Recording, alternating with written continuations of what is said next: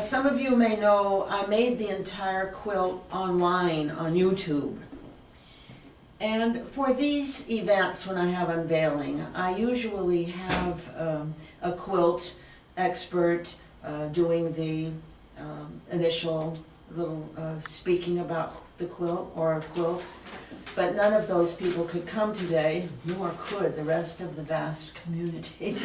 So all the time I was doing this online, Ken was watching on YouTube and making comments, which then I responded to as part of my subsequent videos. So he was definitely a part of this, and he knows this quilt intimately. He has seen the insides of this quilt.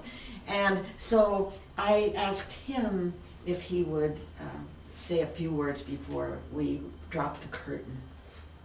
So, as Margaret said, I know nothing about quilts. I'm an odd person to choose for introducing a quilt unveiling because I know nothing besides, ooh, this is soft or pretty colors. But what I can talk about is the process, because this is much more than a quilt. And I was admiring the cover, because this I've not seen. I've seen the quilt, I've not seen the cover. But there's so much more going on here in that, I mean, you know, there's 3 cameras pointed towards me right now. There's a group here that this is not simply a quilt for the sake of warmth or comfort, but that it brings back the whole social aspects of all of it. That this was, you know, Margaret may have been sewing alone here, but she was part of a quilting bee that spread across the globe.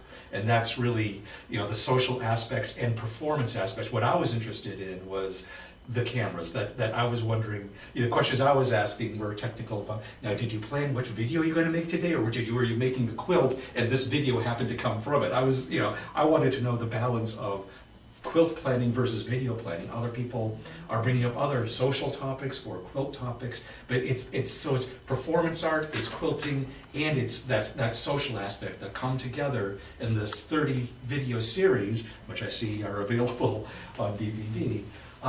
And so just in the continuance of that, I guess that's why I'm here to introduce it, because it's not to talk about the quilt itself, because you'll see that, and you'll see that it's a leftover quilt that comes from every is it 8th quilt? 6. It's every 6. Okay, yeah, is the leftover quilt from the previous, the material from the previous one. So you'll recognize bits and pieces of, you know, some of the previous quilts that you've seen at unveilings here or elsewhere.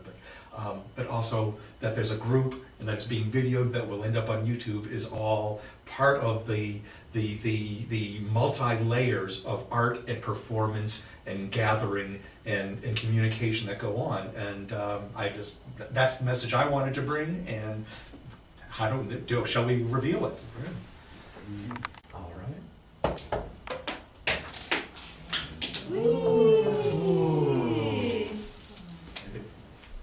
Green stripe worked.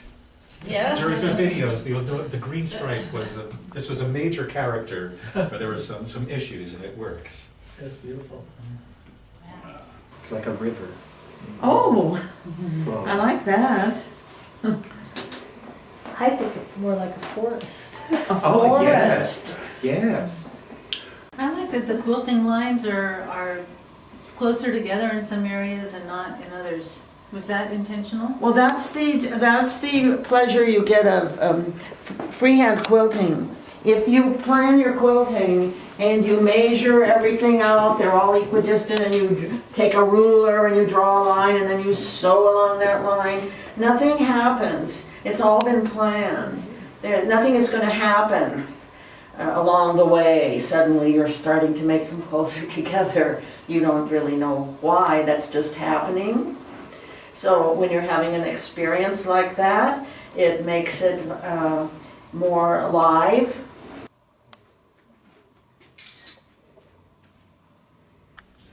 Yeah, the back is a little more easy to live with, I think. You know, that top is pretty busy.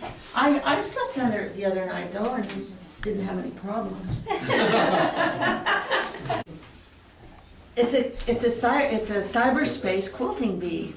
So people make comments, and then because of when I get to the quilting stage, it's physically very uninteresting. It's just needle in, needle out, you know, for days. So it doesn't have the drama of the batting or spreading this out or crawling along the floor or dancing or whatever. So that's when I then talk more and have people, they make comments and then I talk to those comments. So it's like quilting bees, people always talked. Nobody made a quilt alone. Right. It's not in the The tradition. cyber people won't pick up a needle. Leaking bombs. No, lots of them are quilting now. Not on your Every quilt. time I do this, but they start quilts. Cool. And they send pictures of their quilts. You know, there was one, remember Artie Lad? And he was making these... Aren't you mad? He was making these comments about he was really having a terrible depression. He wanted to know if I had ever had a serious depression and how did I get out of it and everything. And I talked to him, addressed him personally, and then I said, I just think you ought to make a quilt. And he did. He did, and he dropped his depression. And he started making a quilt, and he sent videos of it, and I mean, it was very gratifying to see how that worked, you know. There were, I mean, I guess I didn't mention in the introduction, but there were probably well over 100 people who were regularly following the full series, and probably a good couple dozen who were engaged in the conversation in the comments throughout each video.